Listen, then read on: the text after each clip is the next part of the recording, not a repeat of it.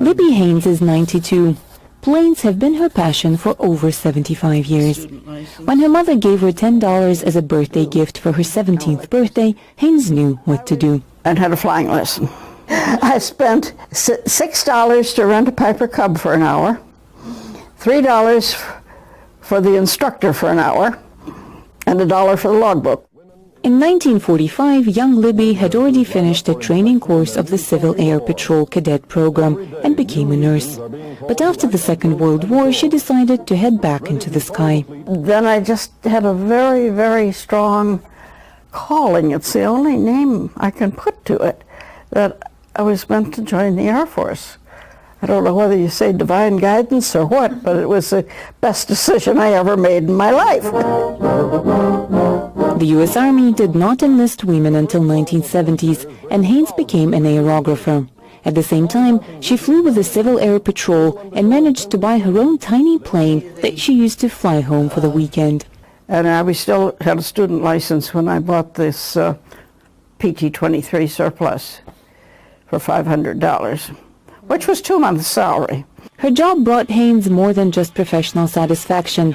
It is there that she met her husband, a pilot. But when she got pregnant, one of her colleagues reported to the senior officers. Haynes got discharged. But it wasn't anything personal, explains Marilla Cushman from the Women in Military Service for America Memorial.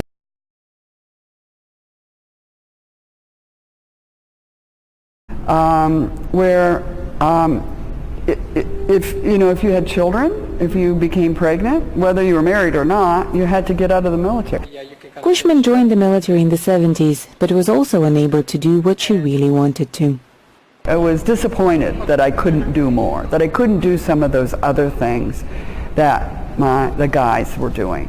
In mid-1970s, the rules changed and women were allowed to pilot non-combat planes. After the Gulf War of 1990-1991, that limitation was gone too. Cushman believes the U.S. Army simply realized it needed women.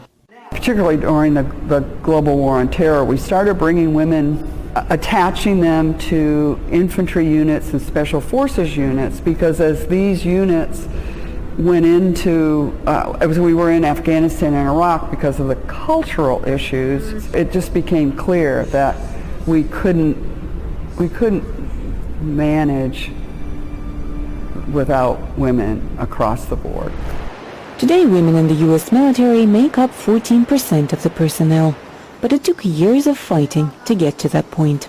Let the generations know that women in uniform also guaranteed their freedom, that our resolve was just as great as the brave men who stood among us.